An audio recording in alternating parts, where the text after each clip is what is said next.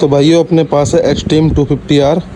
और जो लोग कमेंट करते हैं कि इंजन में नॉइज़ है, टैप एंड नॉइज़ आता है, वो करती है, तो भाई मैं दिखा देता हूँ आपको एक बार साउंड इसका। और ये देखो मैंने इसमें ट्रिप 0 की होती है, ट्रिप होगी 914। ठीक है, मैं स्टार्ट करता हूँ इसको। भाई देखो इंजन बहुत हीट हो रखा है इस टाइम पे, क्योंकि गाड़ी चल के आ रही है सुबह से, रात से चला रखी थी। ठीक है, आपको एक बार रैप करके भी दिखा देता हूँ मैं।